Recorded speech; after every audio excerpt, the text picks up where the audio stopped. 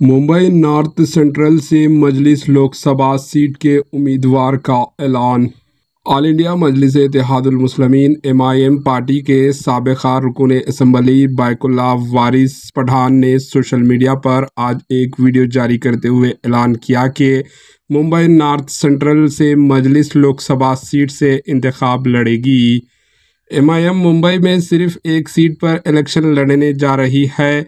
वारिस पठान ने बताया कि advocate Ramzan Chaudhary Mumbai north centre से मजलिस के उम्मीदवार होंगे।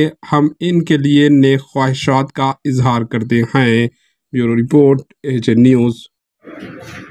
ऑल इंडिया मजलिस इत्तेहादुल मुस्लिमीन हमारे पार्टी के सदर बैरिस्टर असदुद्दीन ओवैसी साहब की क़यादत में मुंबई शहर में सिर्फ एक सीट पे चुनाव लड़ रही है और वो सीट है मुंबई नॉर्थ सेंट्रल की। और वहां से पार्टी ने जिसको उम्मीदवारी दी है उनका नाम है एडवोकेट रमज़ान चौधरी।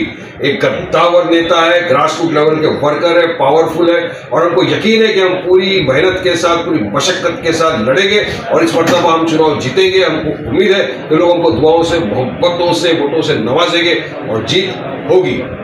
मजलिस इत्तेहादुल मुस्लिमीन सिर्फ एक सीट पर लड़ रही है, मुंबई नॉर्थ सेंट्रल। कैंडिडेट का नाम एडवोकेट रमज़ान चौधरी। शुक्रिया। AHA न्यूज़ को लाइक करें, शेयर करें और सब्सक्राइब करना ना भूलें।